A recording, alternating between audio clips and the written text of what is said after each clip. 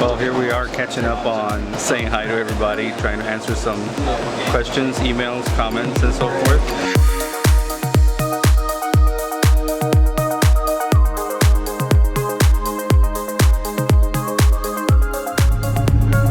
Just came from being in town, trying to get signal and getting a bunch of stuff done, including where to stay next, releasing our videos, answering some of your questions, basically keeping in touch and all the little things that we have to do. Yeah, not everything is hunky-dory with when you travel. You definitely have to have a tier as far as what's really important and what's less important and so on. And for us, having a signal is becoming just as important as we thought it would be. We're down to traveling once a week or so. The way that we were doing it last year was just a little hectic.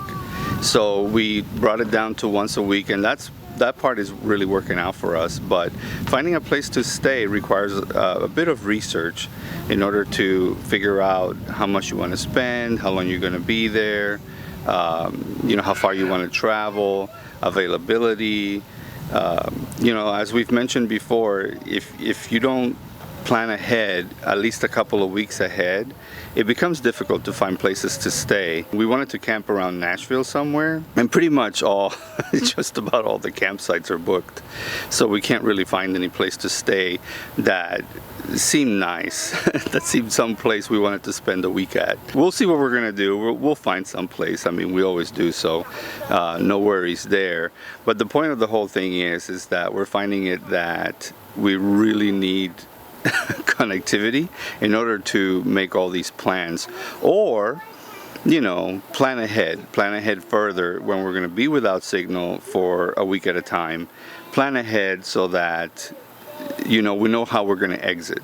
So I think if we had an exit strategy when we come into a place that doesn't have a signal, then it wouldn't be so worrisome, because for a lot of what we're doing with the channel, we just drive to where there's a signal, do what we need to do, and then drive back.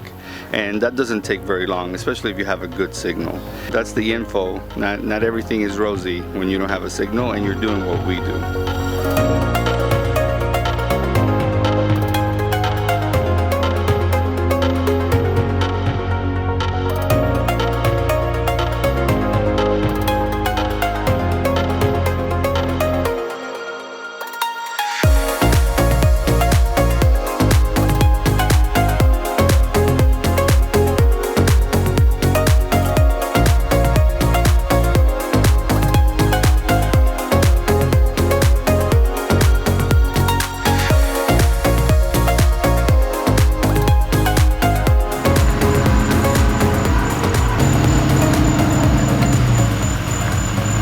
Today, it's spring cleaning day, so we're doing everything, especially since laundry is so inexpensive here.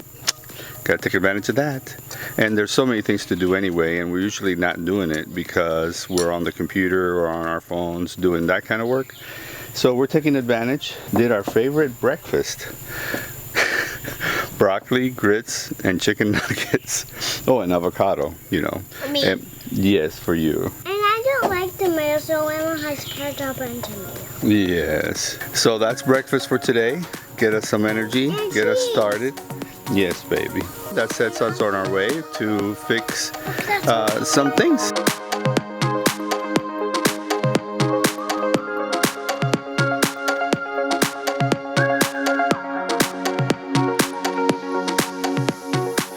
Are you bothered by bugs? Bugged by bugs?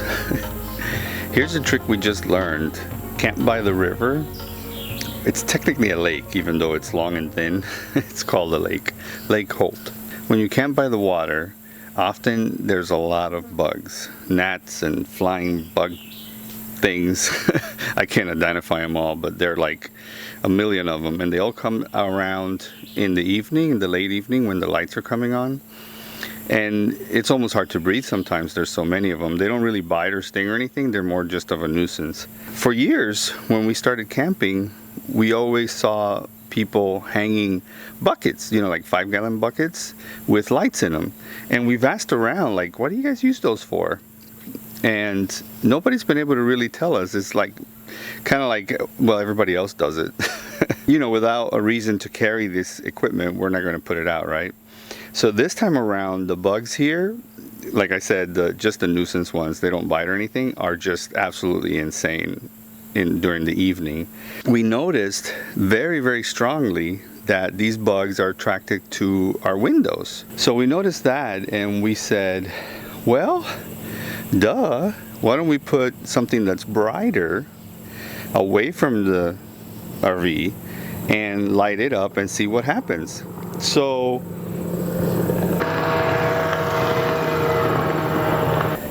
not really having a bucket or a light on a cord that we could hang, we kind of scrounged around and saw what we could find. So the kids use these buckets. They're, you know, these ubiquitous buckets that they sell at Walmart, I think, during Easter. And even though they're $1, they last forever. And so we found a little white one over here. It's not as big as a 5-gallon bucket, but you know, let's try it. And we've had an emergency light forever. This is one of those really, really strong battery-powered emergency lights. It's like 1,000 lumens or 1,200 lumens. The thing is just bright. We've only used it a couple of times in the 2.5 years that we've been out here. One was we got so late into camp and we had to light our way in order to figure out how to fit in our spot because it was like 8 o'clock. So anyway, we use these kind of lights for that kind of emergency stuff. So we thought, hey, we got a really ultra powerful light that we never use. Let's go ahead and hang it inside the bucket and see how it works out. Well, lo and behold, it works perfectly.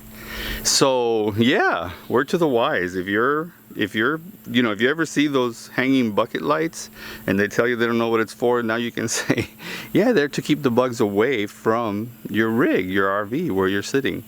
So all you have to do basically is light up the RV with less light than the bucket light, and all the bugs, it works like a charm. The bucket is like full of all the bugs are like right on it, and the RV is free. So that worked out really, really nice. The first couple of nights that we did this, the bugs were just all over, right? And every time you opened the door to go into the house, it was insane. We trapped a bunch under the screen. Is that nuts or what? Now we can come in and out without the bugs invading us, and it just really worked nice. It's the little things. What is it? A stick bug. Careful. He's a big one. Put him back up in there. There you go. He's a big one. I'm gonna try to put him back in his home. There we Okay. go. It's a big stick bug, isn't it? He's big. I made him move. I touched him. Yeah. Well, he's a fast runner.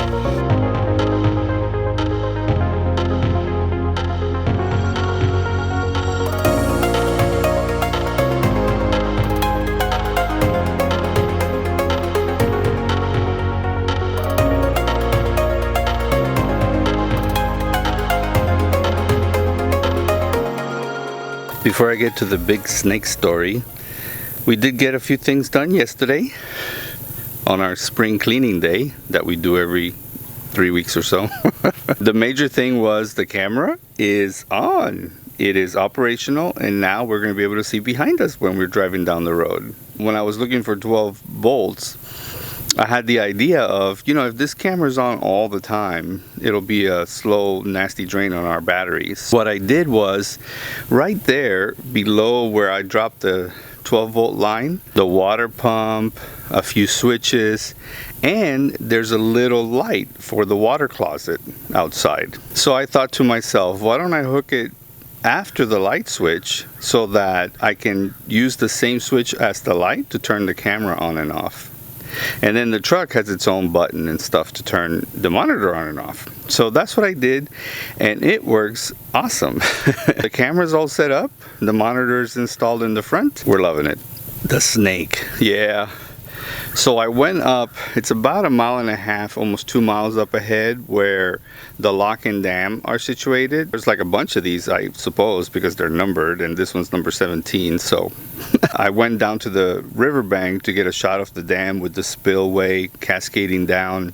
I moved a little closer to where all these logs were, and I went ahead, and as I was getting onto the logs, this snake comes out of the water. A swimming one. I'm from Southern California. I'm not used to swimming snakes.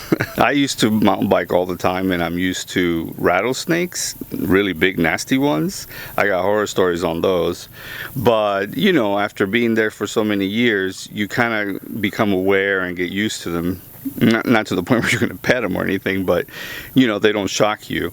But I'm not used to seeing one floating on water and coming at me. I just ran back up the hill and kept an eye on it. I guess these snakes are a little territorial. I don't know what it is, but that's how it was acting towards me. So it went and hid under this little cove of wood, and I don't know what kind of snake it is. I'm hoping one of you guys might know what it is. So, sorry, something just jumped in the water. Now I'm all jumpy.